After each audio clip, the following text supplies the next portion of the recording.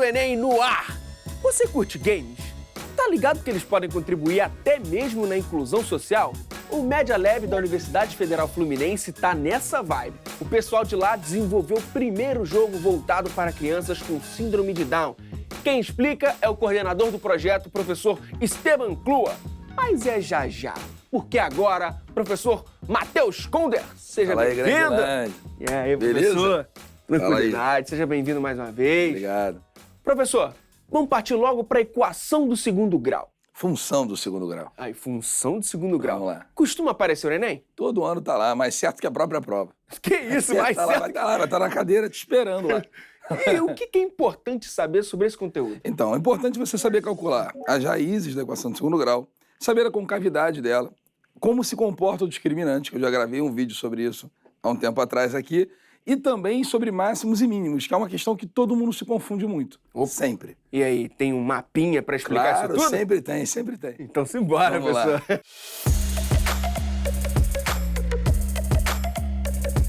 Explica pra gente esse mapa, professor. A função do segundo grau, ela é esse trinômio aqui, né? ax² mais bx mais c.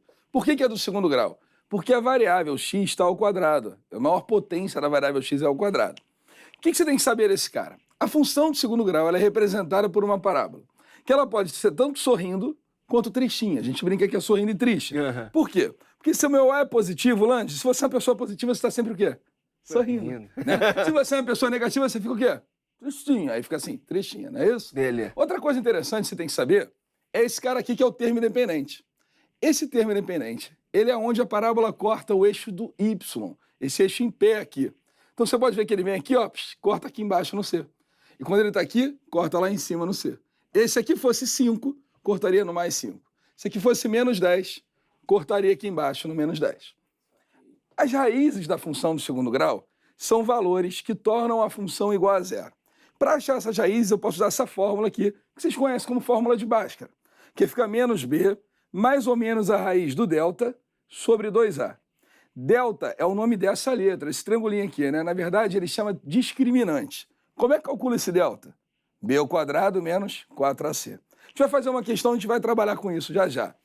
Mas o mais interessante, Lange, é esse cara aqui, máximos e mínimos, que todo mundo se confunde.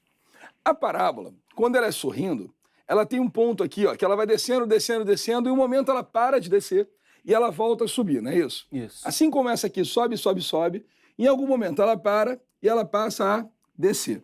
Então, concorda comigo que quem determina se ela é sorrindo ou triste, Lange, eu já te ensinei, quem é? É o A, não é isso? O A. Fosse o C. Não, quem O A determina se ela é sorrindo e o C ou triste. mostra. Isso, o C é onde Beleza. corta. Mas não é o ponto maior ou menor, não. Não é obrigatoriamente ele. Entendi. O A é sorrindo ou triste. Beleza. Então, se o meu A é sorrindo, se o meu A é positivo, olha aqui. Esse cara aqui tem um A positivo, concorda? Sim. Ele vai ter o ponto mais baixo. Esse ponto é o ponto de mínimo. Certo? Certo. Agora, se o meu A é negativo, ela é tristinha. Sim. Se ela é tristinha, ela tem um ponto mais alto, que é o ponto de quê? De máximo. Então, quem determina se o ponto é máximo ou mínimo é o A, não é o X e o Y. Isso que a galera confunde, né? Ah, se é máximo é o X do vértice, se é mínimo é o Y. Não é isso, gente. Eu falei que isso aqui era o ponto de máximo e esse era o ponto de mínimo. Todo ponto, ele tem que ter uma abscissa e uma ordenada. Ela tem que ter um X e um Y. Esse ponto, ele tem o X e o Y ao mesmo tempo? Sim, é isso. Ele tem o ponto de X e o ponto formado pela abscissa X e a ordenada Y. Tanto o máximo quanto o mínimo. Pô, então eu não sei quando é que eu uso X, quando que eu uso Y. Aí fica na pergunta. Tem um macete para isso. Quando você quer o cara, ó, que pode ser máximo barra mínimo, tanto faz ser máximo ou mínimo, tudo bem? O cara máximo ou mínimo, o cara é o Y do vértice. Toda vez que eu quiser algo para outro, ó, ser máximo ou mínimo, aí é o X. Pô, não entendi. Calma, vamos lá. Sabe aquelas questões que falam assim, ó, uma produção fabrica X peças por mês, aí me dá uma função lucro. Uma função lucro doida aqui, ó, Lx igual a menos 5x ao quadrado, mais, sei lá, 10x menos 1000. Tô nem aí. Se eu quiser, qual é o lucro máximo? Eu quero o cara. Se eu quero o cara, eu quero quem? O Y. O Y. Se eu quiser saber quantas peças são necessárias para que o meu lucro seja máximo, aí já vai ser quem? O X. Porque eu quero algo, um número de peças, para que o outro seja máximo. Saca. Outro exemplo. Eu quero fazer uma dieta. Vou fazer uma dieta e tem uma equação que vai me dar a minha perda de peso durante semanas que passam. Qual é o meu peso mínimo, Landi? X ou Y? Y. Y. Quantas semanas eu preciso esperar para que meu peso seja o mínimo? X. Perfeito? Show de bola. Esse é o macete. Com tudo isso em mente... E mais um pouquinho que a gente vai fazendo as questões. Moleza, ponto certo. Então, simbora. Por gentileza, Renatinho, coloca aí a questão 168 do Enem de 2017, caderno azul, primeira aplicação. Questão bonita, questão bonita. Vamos lá. A Igreja de São Francisco de Assis, obra arquitetônica modernista do Oscar Niemeyer, localizada na Lagoa de Pampulha, em Belo Horizonte, possui abóbadas parabólicas. Gente, isso aqui é muito importante, cara. Tem pessoas que leem isso. Eu, por exemplo, tenho dificuldade para entender todas as palavras, né? O Enem é isso. Lê a questão do início ao fim direto. Tenta entender o todo da questão. O porquê, o que ele quer. Não tenta entender todos os detalhes, que é perda de tempo. Você tem 90 questões para fazer. Então, continua lendo. Vamos lendo. Ó. Até agora é tudo abobrinha. A seta na figura... A seta na figura 1 ilustra uma das abóbadas na entrada principal da capela. Figura 2 fornece uma vista frontal da abóbada com medidas hipotéticas para simplificar o cálculo. Aí ele mostrou o desenho. Você viu o desenho? O que é isso aqui, cara? Uma parábola. Uma parábola. Bom, beleza. Tristinha ainda lá. É, tristinha, com A o quê? Negativo. Com a medida da altura H, tá? Em metro indicado na figura 2. Então vamos rabiscá-la aqui no quadro, vamos?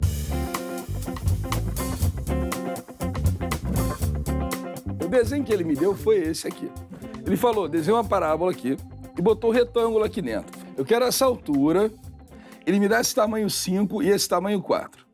Eu vou botar os eixos coordenados, o x e y, onde eu quiser. Eu vou botar ele bem aqui no meio. Olha só que maneiro, Lândio. Ah, então não necessariamente eu tenho que colocar lá naquele canto. Não, você pode botar onde você achar que vai ser mais fácil para você resolver. Saquei. Com um treino, a gente aprende qual é o melhor lugar, né? Olha só que maneiro. X e Y. Eu botei ele bem no meio, não é isso? Bem no eixo de simetria. Esse cara aqui é o meu ponto mais alto possível. Isso. A parábola tem essa simetria que daqui para cá tem que ser igualzinho daqui para cá. Então, se a distância daqui até esse ponto é 5, a distância daqui até esse ponto também vai ser quanto? 5. 5. Só que como esse, cara, o eixo coordenado aqui é 0, né? Certo. Esse ponto vai ser o ponto... Vou apagar esse cara aqui embaixo, tá? Vai ser o ponto 5, 0. Por que 5, 0, Landi? Porque o x é 5, mas o y é quanto? 0. 0. E para cá, negativo. Quem é esse ponto aqui? Menos 5. Menos 5 e 0. Perfeito. Cara, quando a minha função do segundo grau, ela me dá as duas raízes e me dá mais um ponto, eu tenho um macete muito bom para resolver isso rápido. Pô, mas tá bom, Conde, eu tenho esse cara, eu tenho esse cara. Quem é o próximo ponto? É esse aqui. Olha que bonito, cara. Daqui até aqui é 4. Então o meu x é 4. E daqui até aqui é quanto? 3. O meu y é 3. Então esse ponto que eu vou chamar de P é o ponto 4, 3. Tá? Então, se ele me dá as duas raízes mais um ponto, isso aqui é muito bom para a prova, hein? Eu vou usar a forma fatorada. F de x é igual a vezes x menos x1 vezes x menos x2. x1 e x2 são as raízes. Se você multiplicar, vamos lá, quem são as raízes que eu achei? Menos 5 e mais 5. Então vai ficar assim, ó. X, menos com menos, Lândia? Menos com menos dá mais. Mais x mais 5, vezes menos com mais. Menos. Menos x menos 5. Né? Vezes o A igual a minha função. Por que esse A? Lândia, rapidinho aqui, ó. Imagina que eu desenhei um gráfico. Menos 5 mais 5. São as raízes, concorda? Concordo. Quantas parábolas passam aí? Fala, infinitas. Infinitas. Eu tenho essa sorrindo, eu tenho essa triste, eu tenho essa muito triste, eu tenho essa muito sorrindo, eu passo com infinitas parábolas. Tá. Só que só uma parábola dessas todas, que eu vou desenhar ali, passa nesse ponto 4, 3. Foi? E esse A é que vai determinar isso. Por isso eu preciso de mais um ponto. Vou pegar esse ponto e vou substituir aqui para achar o A. Porque se eu multiplicar só esses dois caras, você vai achar x ao quadrado menos 25. Essa parábola tem um A positivo. Ela é sorrindo, não é essa parábola. Eu preciso de alguma coisa para chegar nessa. Vamos substituir, então? Qual é o ponto? 4, 3. Então, o y é 3, esse cara é 3, igual a A vezes... O x é quanto, hein? X é 4. 4 mais 5 vezes 4 menos 5. Vou puxar para cá que tá ruim a coluna já. 3 é igual a A vezes 4 mais 5, 9. 4 menos 5? Menos 1. Menos 1. Então, tenho menos 9A igual a 3. A igual a 3 sobre menos 9. Quem é o meu A, Lândia? Menos 1/3. Tem que ter uma boa leitura do gráfico ali, né? Sim, mas é treino, é treino. É. Agora vamos voltar, porque não acabou, não. Só achei a função. Eu quero esse cara aqui. Esse cara aqui é onde a minha parábola corta o eixo quem? Y. É o meu termo independente. É o C. F de x, então, vai ser igual a menos 1/3, não é isso? Isso. Que é o A, vezes x mais 5, x menos 5. Você olha para esse cara de cabeça, Lande. Produto notável. A gente estava falando agora há pouco. Produto notável. X ao quadrado menos 25. Faz a distributiva, f de x igual a menos x ao quadrado sobre 3 mais 25/3. Olha o meu termo independente aqui. Esse cara é a minha altura. Então, confirmando, o gabarito é? Gabarito confirmando, 25/3, letra D de dadinho, né? Show de bola. Professor, aproveitando o pulo do gato, qual é o conselho, qual é a dica para quem quer ficar ninja nesse assunto? Você vai pegar aquelas questões basiquinhas lá do 9º ano. Calcule as raízes, vai ficar treinando ali o Bhaskara para ficar bom, para não errar mais o A, quem é o A, quem é o B, quem é o C, entender quem é o delta. Passou daquela equaçãozinha, a gente vai para a função, a desenhar as parábolas, entender qual é o comportamento dela. E dali começar a estudar o quê? Todas aquelas regras, aqueles detalhes que eu falei. Show de bola, professor. Show. Muitíssimo Vai, obrigado mesmo. Sempre bom te ver, cara. Volte sempre, cara. Valeu. Se você pensa que os games só servem para diversão, tá na hora de rever suas configurações. Os jogos vêm sendo usados para melhorar o dia a dia da sociedade. Eles ajudam até na inclusão de pessoas com deficiência. Esse, inclusive, é um dos objetivos do Media Lab, da Universidade Federal Fluminense. Então, vamos bater um papo com o coordenador do projeto, o professor Esteban Clua. Por gentileza. Seja bem-vindo. Obrigado, tudo bem? E aí, explica pra gente o que é o Media Lab. O Media Lab é um laboratório dentro da Universidade Federal Fluminense, focado no desenvolvimento de jogos, de novas tecnologias de entretenimento, realidade virtual, realidade aumentada e tudo que vai vir pela frente ainda na era da inteligência artificial que nós estamos entrando agora. E esse projeto que vocês criaram, um jogo para pessoas com síndrome de Down? Conta um pouco pra gente. Tá, esse foi o GCRIP, um projeto muito importante do nosso grupo. Nós fizemos com o apoio da Secretaria da Cultura do Estado do Rio de Janeiro. E a ideia era projetar um jogo especificamente para crianças com síndrome de Down. Praticamente não existe jogos dedicados especificamente para crianças com esse perfil. Então, o grupo resolveu assim, projetar desde o início um jogo muito adequado para diversas etapas de ensino, de fisioterapia para essas crianças. Foi um grande sucesso o jogo, ele inclusive foi traduzido para várias línguas, até para turco ele foi traduzido, né, e foi usado em muitos países, houve uma quantidade muito grande de downloads do jogo. O interessante é observar que qualquer pessoa, mesmo que tenha qualquer tipo de deficiência, ela é uma ávida consumidora de jogos. E é uma pena que haja um volume pequeno de jogos pensados especificamente para um público específico. Só para reforçar, qual o nome do jogo mesmo? Se chama GCRIP. Está disponível para download? Sim, está disponível, é só colocar GCRIP no Google. Agora, além do GCRIP, nós, na verdade, esse é um projeto que já terminamos há alguns anos. Atualmente, nós estamos assim, com uma quantidade gigantesca de outros projetos assim, de grande porte. Nosso foco é jogos, mas hoje nós estamos desenvolvendo muito os jogos que vão ser o futuro, né, do entretenimento. E, para isso, nós estamos, na verdade, desenvolvendo muitos jogos com realidade virtual, com realidade aumentada, um tema muito novo que está surgindo aí, que se chama realidade mista, que é a mistura de realidade aumentada com realidade virtual. Já aproveita e explica pra gente a diferença de realidade virtual para realidade... Realidade virtual é um ambiente onde praticamente tudo que você vê é virtual, não tem nada real. A realidade aumentada é quando você coloca, por exemplo, um óculos que deixa você ver o mundo, você vê as coisas reais, mas você projeta algum elemento virtual no seu cenário real. Essa é a realidade Pokémon aumentada. Go.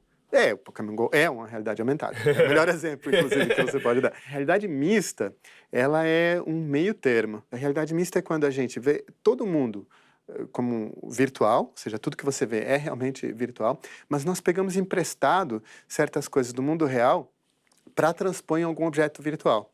Então, por exemplo, eu vou te ver no cenário virtual, mas ao invés de ver você, eu vou ver um avatar no seu lugar.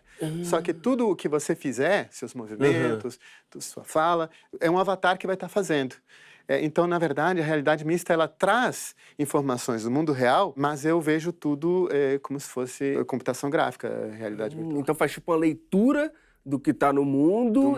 E trazemos isso para um ambiente virtual. Hoje já estamos vendo assim, grandes títulos de jogos que vão ser lançados muito em breve, que estão explorando isso. E nós hoje estamos trabalhando muito focados nisso.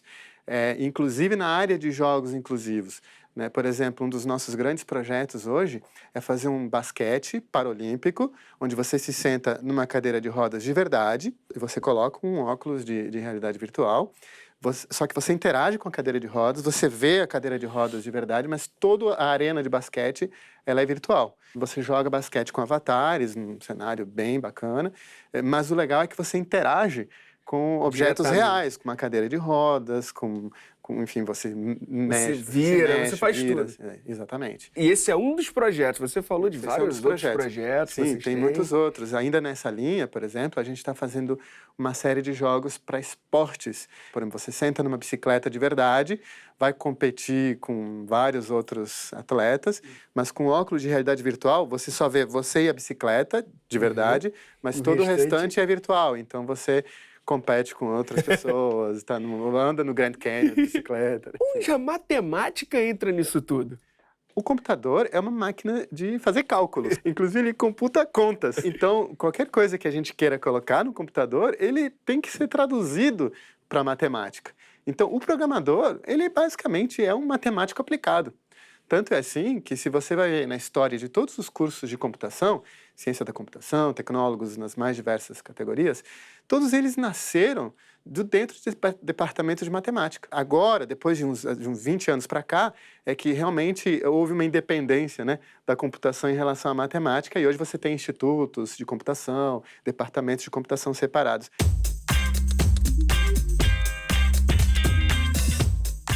Conhecimentos do ensino médio a gente tem na construção de games ou nos computadores? A gente usa muito trigonometria, muito álgebra, a gente usa muito de cálculo. Quando a gente vê um cenário de computação gráfica, aquilo lá por trás são milhões e milhões de triângulos. Então, na verdade, a gente tem que operar e fazer um monte de contas para desenhar milhões de triângulos na tela. Então, assim, a gente tem um monte de trigonometria para fazer por trás, para poder, no final, ficar uma imagem bem bonita. Além de toda a matemática, que é absolutamente importante, a gente também usa muito da física, né?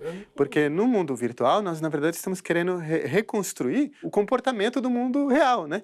Então, se eu quero colocar um personagem parado aqui e ele não cair, né, ou ficar caindo para sempre, a gente precisa colocar a gravidade, eu preciso calcular toda a colisão, o contato, o atrito. Então, a gente usa toda a física básica para reconstruir um mundo que não existe, mas a gente quer que as físicas do mundo que existam estejam lá. Vem cá, a galera lá, a equipe do Media Lab, não são só matemáticos, né? Você falou aqui em física, então é bem interdisciplinar. Primordialmente, são pessoas da computação. Entendi. Só que é importante ressaltar que a computação, ele é um braço da matemática. Então, assim, na verdade, quem estuda computação estuda muita matemática, né?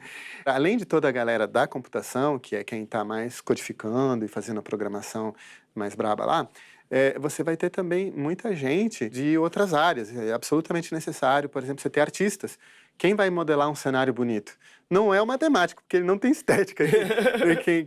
São designers, gente que fez desenho industrial. né, gente que fez arquitetura, que tem uma boa visão de espaço, né, para fazer reconstruir 3D cenários, né? E sempre tem também gente de comunicação que vai fazer a narrativa, né, toda a parte de storyboards e tudo mais. Além disso, como muitas vezes a gente vai resolver problemas que têm algum aspecto do mundo real, né? Por exemplo, a Marinha do Brasil hoje, a Marinha Mercante, ele treina em simuladores que a gente desenvolveu no Media Lab. Então, normalmente, você também precisa de gente do domínio do problema que você está trabalhando. Como o Media Lab está posicionado na América Latina? E nós temos um reconhecimento internacional bastante grande. Na verdade, nós participamos muito de todas as conferências internacionais, né, da área de jogos, da área de realidade virtual, assim, com bastante frequência. Mas nós sempre estamos recebendo professores visitantes, alunos de outros países para estudar com a gente ou para trabalhar em algum projeto junto conosco. E mais o interessante é ressaltar que não só nós, mas toda a comunidade acadêmica do Brasil que trabalha com jogos, ela é muito bem vista na comunidade internacional. Mas eu tô sabendo que vocês têm um lugar único, assim, tá escondendo da gente, né? Há 3 anos atrás, fomos destacados como um centro de excelência da NVIDIA. A NVIDIA é atualmente a maior fabricante de placas gráficas, né, do mundo. Na verdade, todo gamer sabe que é a NVIDIA. Sim, com certeza. E nós somos hoje um centro de excelência onde desenvolvemos pesquisas, na verdade somos os únicos da América Latina, onde desenvolvemos pesquisas junto com eles. Assim. E isso é muito interessante porque são pouquíssimos centros no mundo que têm essa chancela. Além da visibilidade, né, nos dá assim, uma série de insumos que nos permite assim, estar trabalhando com coisas que ainda não existem no mercado, né, que estão por vir ainda num futuro próximo. O Media Lab está completando 10 anos. E aí, o que você mais vê que mudou? Nós estamos mudando de acordo com a mudança das tecnologias. Né? Na indústria dos jogos, do entretenimento digital, a gente tem, a cada 10 anos, mais ou menos, um novo paradigma que se instala com bastante força no mercado. Por exemplo, na década de 90 foi a internet. Na década passada foi a computação móvel. Os smartphones, os celulares se tornaram uma plataforma muito importante. E quando eu digo plataforma, não é só do ponto de vista assim, de hardware, tecnologia, assim, mas também como um universo de negócios e tudo mais. Agora, nessa nova década, né, a gente aposta na realidade virtual e na inteligência artificial. Para onde vocês querem ir? E nós estamos realmente querendo trazer esse conceito de realidade virtual, realidade mista, realidade pervasiva e tudo mais, para um universo assim, bem geral. Né? Por exemplo, todas as escolas, por exemplo, poderem ter um equipamento de realidade virtual para fazer suas atividades. Vamos para Marte hoje. Não botam o óculos lá e vamos lá, né? Para quem está se preparando para o Enem, dá para estudar jogando? Mais do que estudar jogando, eu acho que dá sim para você estudar vendo problemas que são interessantes para a área de jogos. É muito legal quando a gente está desenvolvendo jogos e quando os alunos começam a desenvolver junto com a gente, né, eles associarem todo esse conhecimento que é necessário com coisas que eles estudaram para poder entrar na universidade. Eu acho que todo mundo precisa se entreter, essa é uma necessidade universal. Até um autor muito importante na área de jogos chamado Huizinga diz assim, o homo é ludens, né? Nós somos ludens, nós precisamos da ludicidade. Se a gente cortar a ludicidade, né, da vida do ser humano, ele pira, ele perde, né, você fica deprimido. E aí o jogo ele é um fator muito importante dentro desse universo. E para quem quer seguir nessa carreira, nesse ramo, qual o seu conselho? O meu conselho, na verdade, é que você primeiro veja qual é o lado do cérebro que você... É mais forte. É mais forte. Porque a gente diz que o artista, ele tem um lado mais desenvolvido do que o matemático. Veja se você tem uma vocação mais de arte, de criação, ou uma vocação mais de engenheiro, de matemático, de computação. Porque são perfis muito diferentes. Agora, para encerrar, quem quer saber um pouco mais sobre o Media Lab, busca onde? É só botar www.ic, de Instituto de Computação.uf, Universidade Federal Fluminense.br/Media Lab. Professor, muitíssimo obrigado mesmo pelo bate-papo, Obrigado por toda a você. ajuda, viu? Quero uma dica de plataforma gratuita? Percursos educativos de matemática da TV Escola. Lá você encontra tudo que caiu nas últimas edições do Enem. É só acessar tvescola.org.br/percursos. Obrigado pela companhia e até a próxima. Os jogos vêm sendo usados... Sendo usados...